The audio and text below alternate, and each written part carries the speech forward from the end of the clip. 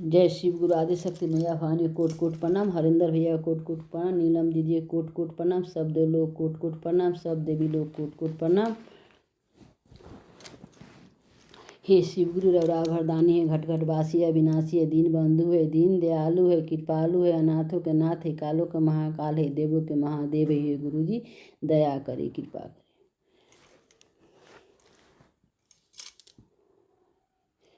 रोबेलन हरेंदर हो भैया, शिव गुरु धैले चरनिया।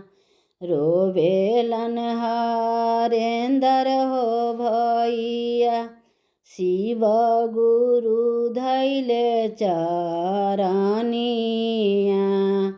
हमारा के दिए गुरुजी तीना गो गे अनामा। हमारा के दिए गुरुजी तीना गो गे अनामा। हंसेलन शिव हो गुरु, मुखे खालन हो पनामा।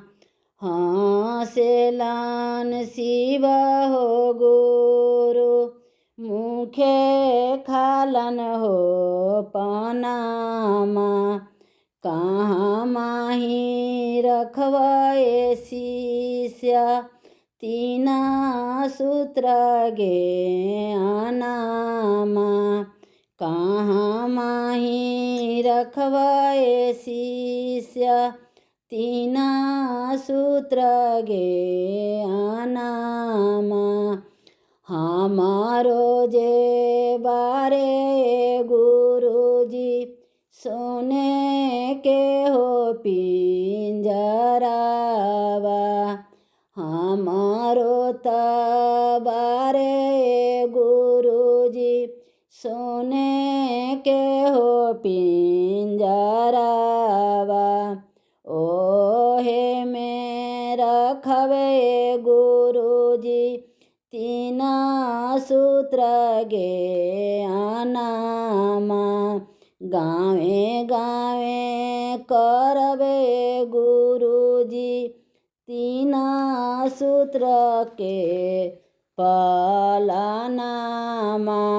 सहर सहर करवे गुरुजी, रौरे परा हो चरावा। कोने कोने करवे गुरुजी, रौरे परा हो चरावा।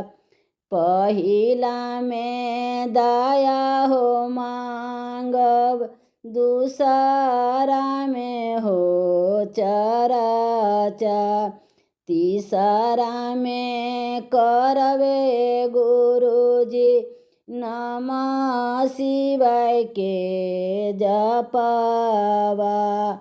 दया से दया हो मिली है, चराचा से गे अनामा। नमः शिव से बिगड़ल हो गुरुजी, बनी है सब हो कामामा। हर हर महादेव। दया करी महादेव, कृपा करी महादेव, शक्ति में सच्चे दरबार की जय।